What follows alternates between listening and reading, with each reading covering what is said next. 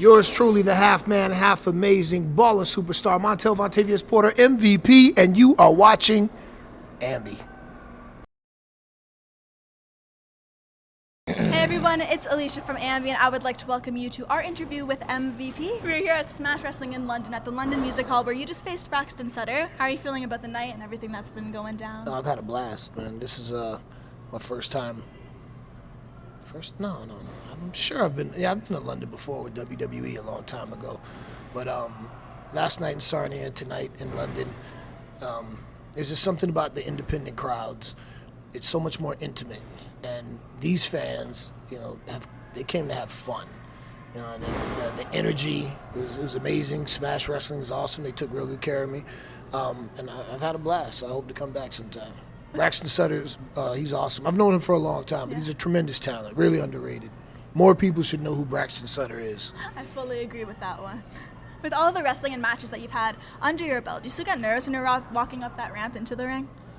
Sometimes, yeah. Sometimes, certain matches, certain, it's funny, I tell people, people would think, like WrestleMania. I've done 4 WrestleManias and they think, man, that had to be nerve-wracking, And the most nervous I've ever been in my entire career was my first match at Cork and Hall for New Japan. Okay. I remember backstage pacing and just like, oh, man, what's wrong with you, man? Do you know why that one was Well, Cork and Hall, for me, a lot of people may not know this, but my goal was to wrestle for WWE. My dream was to wrestle for New Japan. So for me, a goal was WrestleMania. Mm-hmm. My dream was to wrestle in the Tokyo Dome. So I guess that coming to realization so was to kind of shook you up a being little. at Cork and Hall, and all the, I used to be a tape watcher, VHS tapes. You don't have those anymore, really. Now you got YouTube.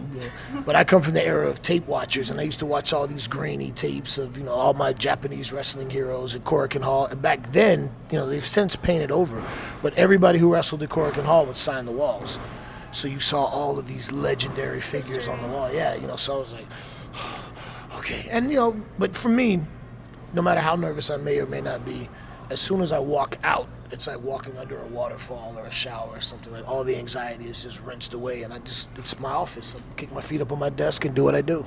Something that you posted out yesterday that really caught my eye was in Sarnia at your hotel room. You're about to enter an elevator, normal day, and you posted a photograph of dirty underwear. Yeah, that was an unpleasant surprise. Someone left dirty underwear in the elevator. I'm not.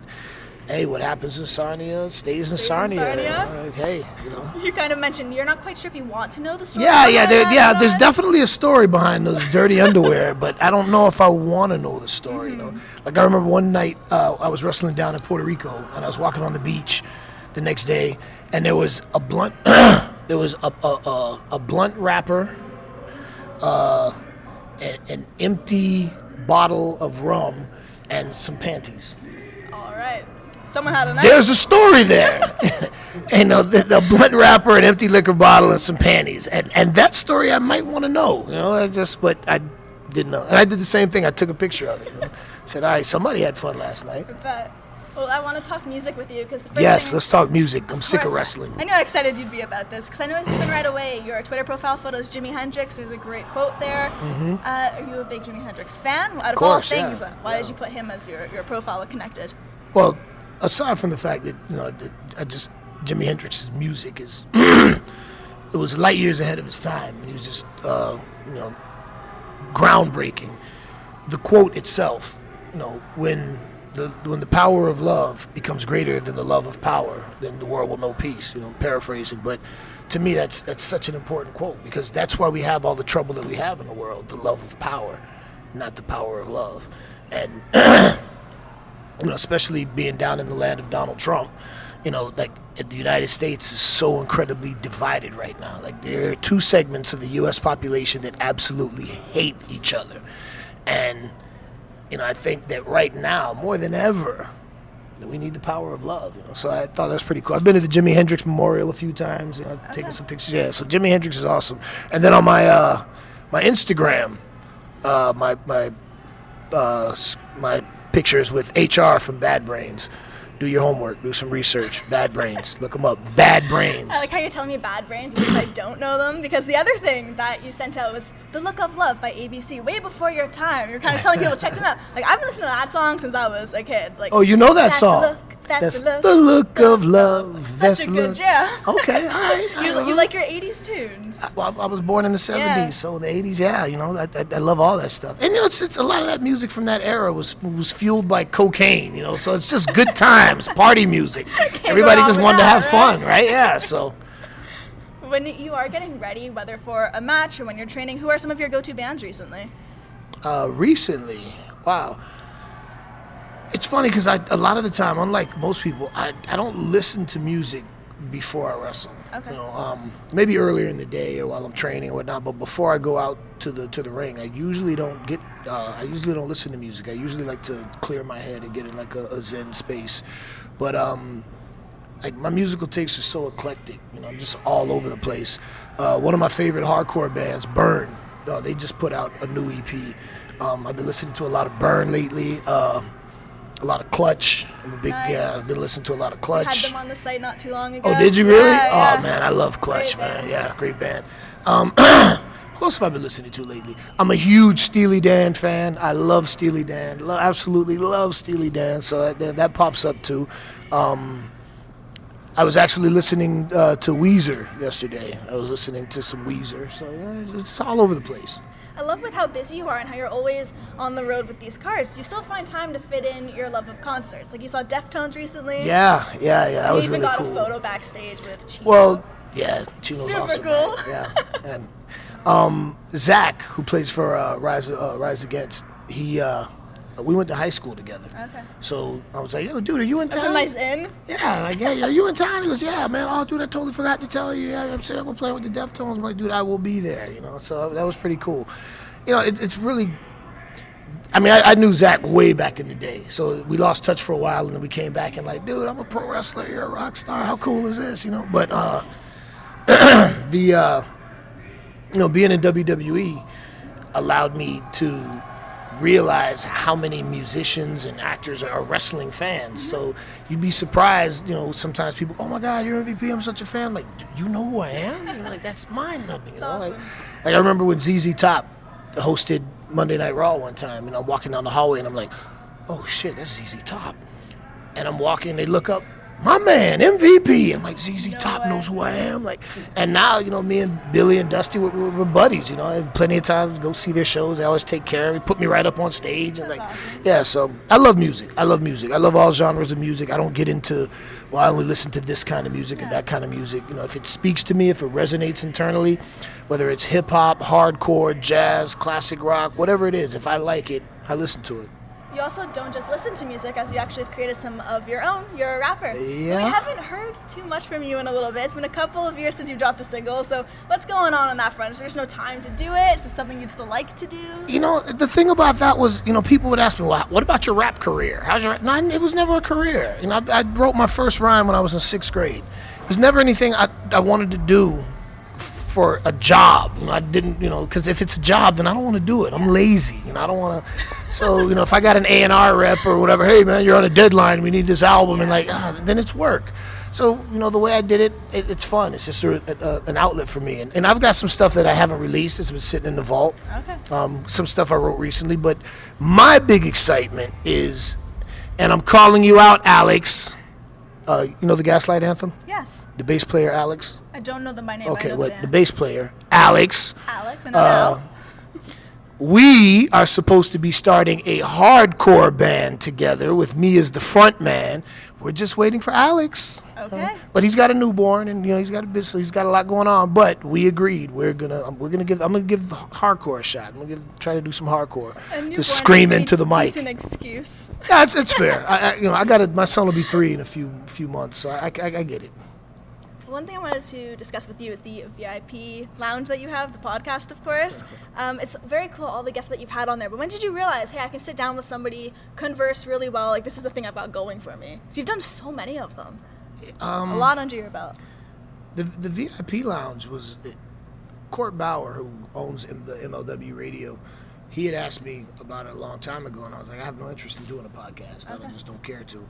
And then I was a guest on the writer's room with my podcast partner, Alex Greenfield at Ferrara, and we talked about Fury Road, Mad Max, huge Mad Max fan. And I had so much fun in that podcast. I told Court, I said, okay, I'll do a podcast if Greeny's my partner, and I can talk about whatever I want. I don't want to talk about wrestling. I don't care that much about wrestling to do a podcast about wrestling to appease the Tuesday morning bookers, and I don't care about you. So we talk about pop culture. We talk about wrestling, of course. Alex Greenfield used to be the head writer for SmackDown. So we talk about wrestling, but we talk about pop culture and we talk about politics. You know, Alex is a hardcore left-wing liberal Democrat, and you know I don't subscribe to a party or you know a left conservative. You know, I like to think I'm a free thinker. And I don't think any political party has a monopoly on good ideas, you know. So so I'm kind of the centrist, if you will. So, but we have fun. The VIP Lounge, MLW Radio, get on iTunes. Sometimes we have guests, and the thing about the VIP Lounge is it's conversational. It's not interview. You know? It's like we just sit. That's why I dig it. It's like if you're sitting at the next table and you just hear some guys talking, you can kind of eavesdrop on what we're talking about. I like to make it conversational and fun. Some of the best ones are with Shelton Benjamin because all we do is laugh and tell jokes and just fuck with each other.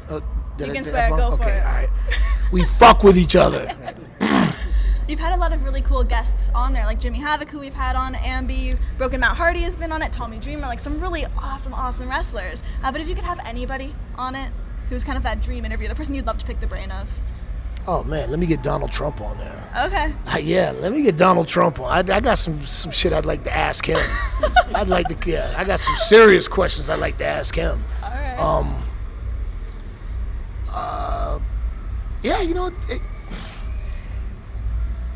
Intellectually, I like to be challenged, and I'm intellectually curious.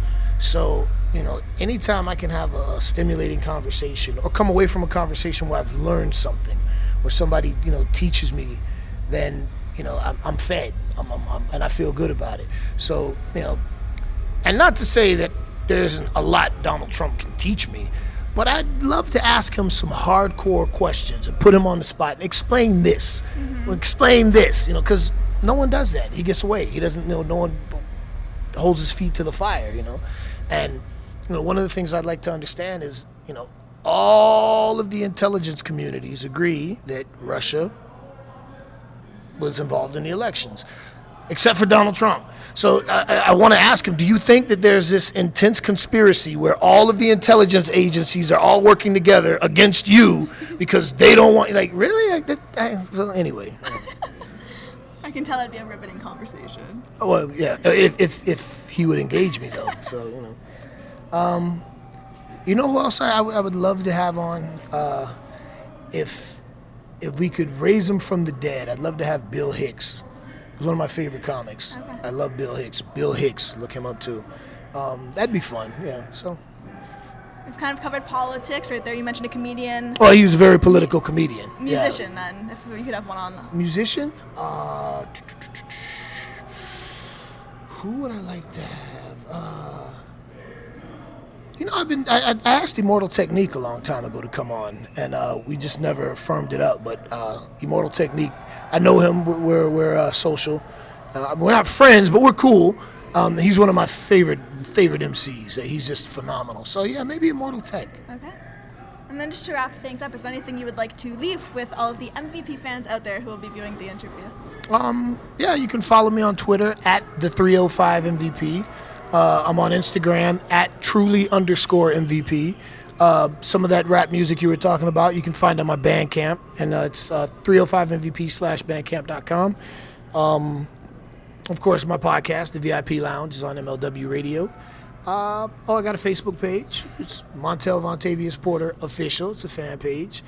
And I think I got everything covered. Yeah, I'm trying to think of any other socials. I think you covered some ground. I think I got it all in. It's pretty good. Pretty good. Oh, and Pro Wrestling Tees, my Pro Wrestling Tees store. Okay. There are T-shirts, MVP T-shirts. If you buy a T-shirt from ProWrestlingTees.com from me, I will call you personally and thank you and chat with you. So can't really go wrong. Bruce with Pritchard that. taught me that. So.